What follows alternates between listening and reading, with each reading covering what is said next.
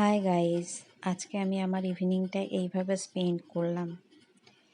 এই শুরুতেই আমার সোনার জন্য তুলতুলের জন্য দুধটা বানিয়ে নিলাম। সন্ধ্যাবেলা ওকে দুধটাই খাওয়াই, স্যারিল্যাক দিয়ে একটু মিষ্টি দিয়ে জল দিয়ে ভালো করে মিশিয়ে নিয়ে তবে ওকে খাওয়াই।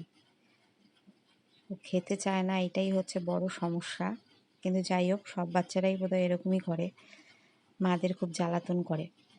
তো দুধটাকে ভালো করে গুলিয়ে নিচ্ছি আমি, নইলে দুধের মধ্যে এই গোটা গোটা থাকলে ও খেতে চায় না, গালে দিলেই ওক তুলে দেয়। তো দুধটাকে ভালো করে একদম যেন কোনো দানা না থাকে এরকমভাবে ভালো করে সুন্দর করে গুলে নিই। তারপর ওইদিকে আবার চাটাও বসিয়েছি, একটু চাও খেতে হবে। আরও আজকে একটু বৃষ্টি হয়েছে, তো চাটা এই যে চায়ের জল মেপে দিলাম, চিনিটাও দেব। চায়ে চিনি কম খেতে পছন্দ করি আমি, সেজন্য কমই দিই। আর দুধ চা খেতে পছন্দ করি, বাট দুধ চা খেলে না আমার সহ্য হয় না, গ্যাস হয়ে যায়। সেজন্য র চাটাই খাই। আর এইটা তো আমার খুব পছন্দের জিনিস, গাটিয়া অফ। চায়ের ফুট ধরেছে, চায়ের জলটা এবার চা দিতে লাগবে। চায়ের লিকারটা একটু বেশি কড়া কড়া হলে আমি খেতে খুব ভালোবাসি। চায়ের লিকারটা কড়া কড়া করে হবে, তবেই বেশ ভালো লাগে আমার।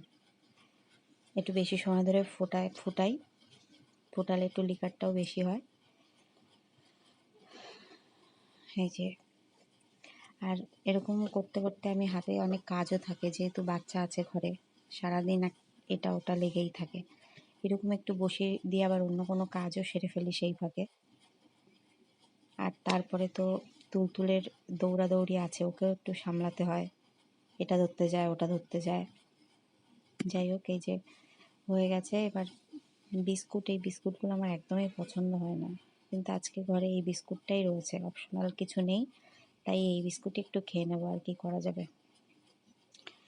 হ্যাঁ, এই চায়ের কালারটাও বেশ সুন্দর হয়েছে, গাঢ় গাঢ় কালার, এরকম কালার বেশ ভালো লাগে আমার।